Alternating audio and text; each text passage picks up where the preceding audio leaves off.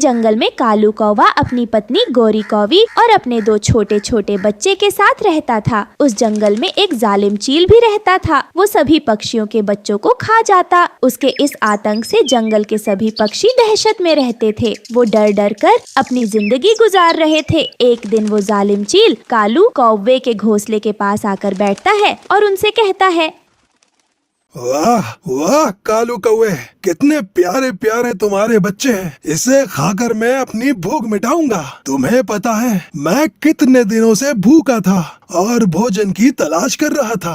अब जाकर मेरी तलाश पूरी हुई है। तुम्हारे इन मुलायम बच्चों को खाकर मुझे तो मजा ही आ जाएगा।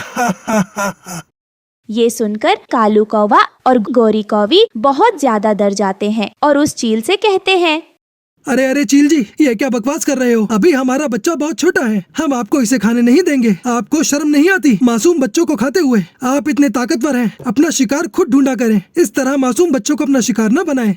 ये सुनकर जालिम चील गुस्से में उससे कहता है, तो क्या हुआ कालू कौवे, अगर ये बच्चे छोटे हैं तो मुझे तो ये छोटे बच्चे खाने में और भी स्वादिष्ट लगेंगे। और मेरे सामने ज्यादा मुंह मत चला। मैं जानता हूँ मुझे कब और किसका शिकार करना है।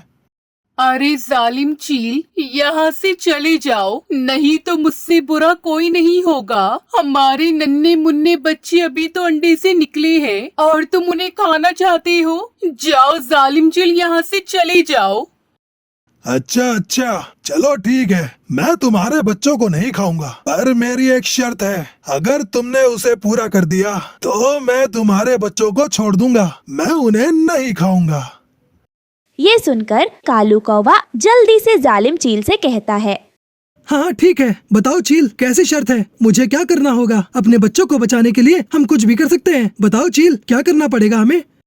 अरे कालू कौवे, अगर तुम्हें अपने बच्चों की जान बचानी है तो मेरा एक काम करना पड़ेगा। तो सुनो कालू कौवे, पहाड़ वाली गुफा के पास तुम मुझे रोजाना इस जंगल के छोटे छोटे पक्षियों के बच्चों को ला कर दोगे। उन छोटे छोटे बच्चों को खाकर मैं अपनी भूख मिटाऊंगा।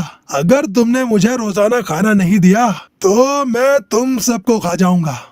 ठीक है चील जी, हमें मंजूर है आपकी शर्त। हम इस जंगल के पक्षियों के छोटे छोटे बच्चों को आपको लाकर देंगे।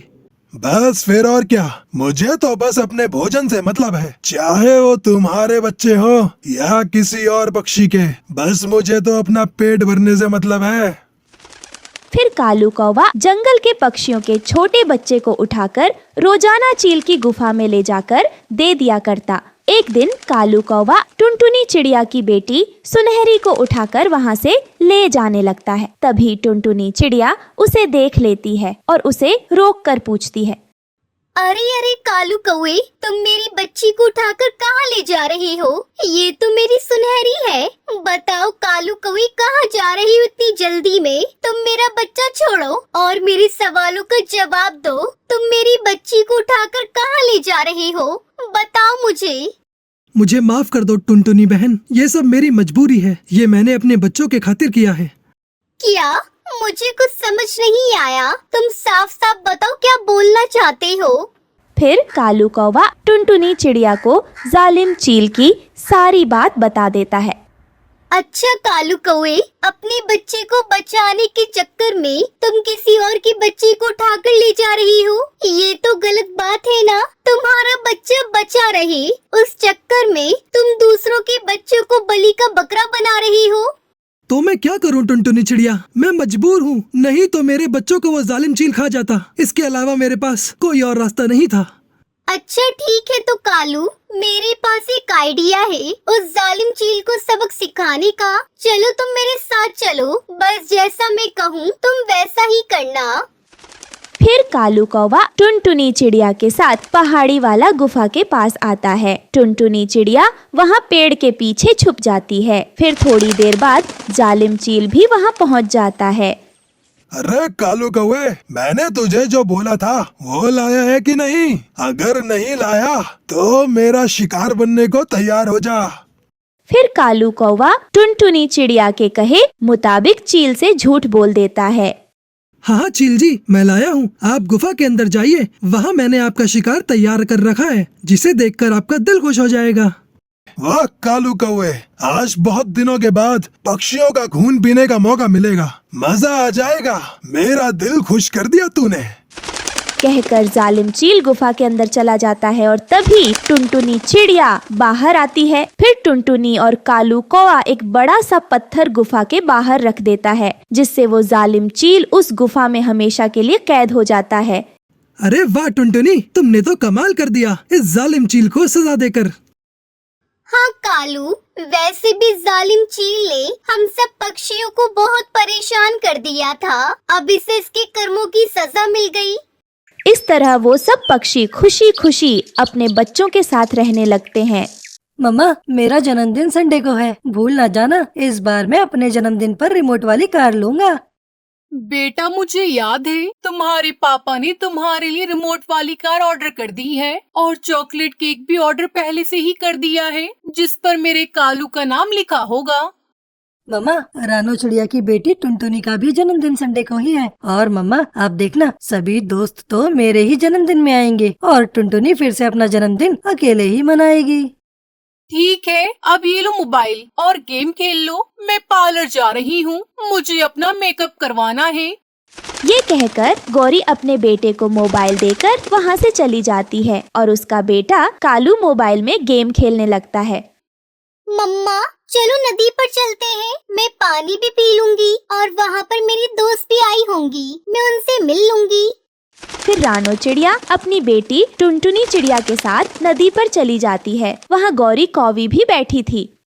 अरे चिड़िया, मैं तो नदी पर नाखून साफ कर रही थी। वो ना, मैं आज पार्लर जा रही हूँ। आजकल मैं बहुत तैयारियों में लगी हुई हूँ। मेरे बेटे कालू का जन्मदिन जो आने वाला है, संडे को है मेरे बेटे का जन्मदिन।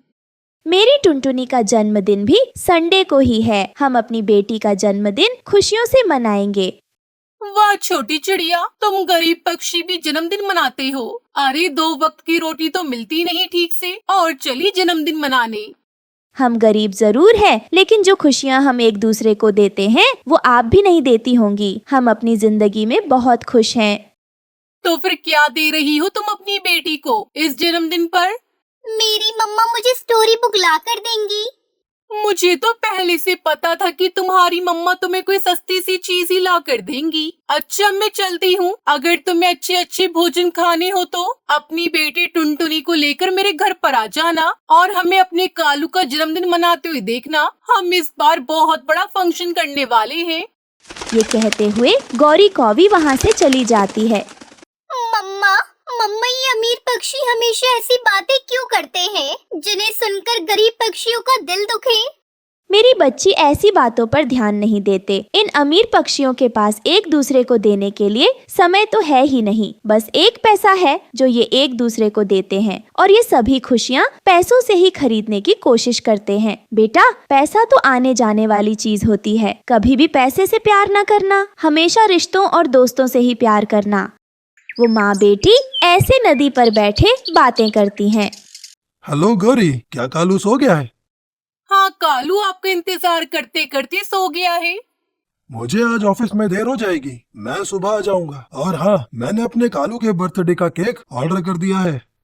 कल मेरी सहेली की शादी है, मैं तो सुबह सुबह वहाँ चली जाऊंगी। अगर तुम घर आओ तो सुबह कालू को नाश्ता दे देना। दूसरे दिन कालू सोया हुआ था, तभी उसकी मम्मा गोरी उसे सोया हुआ छोड़कर अपनी सहेली की शादी में चली जाती है। मम्मा कहाँ चली गई? और पापा भी कल रात से घर नहीं आए। चलो, मैं मोबाइल पर गेम खेल लेता हूँ। कालू का पापा भी घर आ जाता है। मैं इंतजार कर रहा था पापा, मम्मा कहाँ है? बेटा, आपकी मम्मा अपनी सहेली की शादी में गई है और मैंने आपके बर्थडे का सब इंतजाम कर दिया है। और बेटा, आपने अपने दोस्तों को बता दिया है अपने जन्मदिन का? हाँ पापा, मैंने बता दिया है, सब बता दिया है। और ये भी बता दिया है कि मुझे रिमोट कंट्रोल वाली कार भी मिलेगी अपने जन्मदिन पर। अच्छा, नाश्ता कर लेना और मोबाइल पर गेम खेल लेना। मैं दूसरे जंगल जा रहा हूँ, वहाँ मुझे कोई काम है। और हाँ, ये लो कुछ पैसे। अब तो खुश हो ना? पापा, लेकिन मैं तो सोच रहा था कि आज आपके साथ नदी पर जाऊंगा और वहाँ थोड़ा खेलूंगा। नहीं बेटा, आपके पापा बहुत मसरूफ होते हैं और मेरे पास खेलने के लिए समय कहाँ। अब मैं जाता हूँ। ये कहकर कालू का पापा अपने काम पर फिर से चला जाता है। कालू उदास था, लेकिन वो उन पैसों से कुछ खाने की चीजें खरीदकर नदी की तरफ चला जाता है। वहाँ उसके दोस्त भी थे। कालू, सुना है कि इस बार आपको रिमोट कंट्रोल कार मिलेगी जन्मदिन पर। हाँ, वो भी बड़ी वाली कार मिलेगी इस बार। मेरे पापा मुझे वही ला कर देंगे। कालू, तुम्हारे मम्मी पापा कहाँ हैं? मेरी मम्मा अपनी सहेली की शादी में गई हैं और मेरे पापा मुझे पैसे देकर ऑफिस चले गए थे। पापा मुझसे कह रहे थे कि हमारे पास पैसे बहुत हैं, लेकिन समय नहीं है। और हमारे पास पैसे नहीं है, लेकिन एक दूसरे को देने के लिए समय बहुत है। मैं तो अपनी माँ के साथ हर जगह जाती हूँ। रात हो जाती है और कालू अपने पापा का इंतजार कर रहा था। फिर वो भी गेम खेलते खेलते सो जाता है। ऐसे ही 2 दिन बीत जाते हैं और कालू का जन्मदिन भी आ जाता है। उसके घर पर उसका केक भी पहुंच जाता है और उसकी रिमोट कंट्रोल कार भी। गोरी का फोन बजता है। जी आप आए नहीं अब तक। मैंने आपको बताया था ना कि जल्दी घर आ जाना और कालू के साथ मिलकर केक काट लेना। मैं दूसरे जंगल जा रही हूँ, वहाँ एक फंक्शन है और मुझे भी अभी अभी पता चला है। बोलती ही जाओगी या फिर मेरी भी सुनोगी? मैं रात से यहाँ नदी पार जंगल आया हुआ हूँ। वो क्या है ना, ऑफिस से कोई काम बन गया था, मैं घर नहीं आ पाऊंगा। अगर मुझे ये बात पहले पता होती तो मैं अपनी सहेली से सॉरी कर लेती। आपने मुझे पहले क्यों नहीं बताया? उसकी कार पहुंच गई है ना, तो फिर शाम को तुम जल्दी घर आ जाना। वो बच्चा है, खिलौने देखकर खुश हो जाएगा। अपने पति की बात सुनने के बाद गोरी कालू से कहती है, बेटा मैं दूसरे जंगल जा रही हूँ और आपके पापा किसी काम से बाहर गए हुए हैं, इसलिए हम दोनों माँ बेटा ही शाम को केक काटेंगे। और आपके दोस्त नहीं आए अभी तक? मम्मा, मेरे दोस्त भी आने ही वाले होंगे। और मम्मा, आप भी शाम तक लौट आना। कहीं ऐसा ना हो आप भी पापा की तरह लौट कर ही ना आओ। ये सुनकर गौरी भी चली जाती है और कालू के दोस्त भी आ जाते हैं। टुनटुनी भी अपनी मम्मा के साथ अपने टूटे से घर में अपना जन्मदिन मनाने की तैयारी कर रही थी। मम्मा, मम्मा मैंने गुब्बारे यहाँ लगा दिए हैं, कैसे लग रहे हैं मम्मा? मम्मा पता है, जब आप मेरे पास होती हो तो मुझे किसी दूसरे की जरूरत महसूस नहीं होती। और मेरे लिए मेरी बेटी ही मेरा जीवन है। कालू, बहुत हो गया इंतजार। अब अपनी मम्मा से पूछो कि वो कब आएंगी और कब केक कटेगा। फिर कालू की मम्मा का फोन आ जाता है। कालू मेरी बेटी सॉरी, मैं नहीं आ पाऊंगी और तुम अपने दोस्तों के साथ ही अपना केक काट लेना और हाँ, मेरे आने तक अपनी कार से खेल लेना। ये सुनकर कालू रोने लग जाता है और उसके सारे दोस्त वहाँ से चले जाते हैं और कालू अकेला बैठा रो रहा था। मेरे पास कोई भी नहीं है। अब मैं क्या करूं इस केक का और खिलौने का? मुझे कोई भी खिलौना नहीं चाहिए। फिर रानो, चिड़िया और टुनटुनी कालू को अपने घर ले आते हैं। वहाँ सब मिलकर केक काटते हैं और कालू को उसका बर्थडे विश करते हैं। कालू के सभी दोस्त भी वहीं आ जाते हैं। टुनटुनी, जो खुशियाँ आज मुझे आप सबने दी है वो कभी मेरे मम्मी पापा से नहीं मिली। इससे तो अच्छा होता कि हम भी गरीब ही होते, कम से कम मम्मा पापा पे समय तो होता। इस तरह गरीब चिड़िया ने अपना जन्मदिन सबके साथ सेलिब्रेट किया।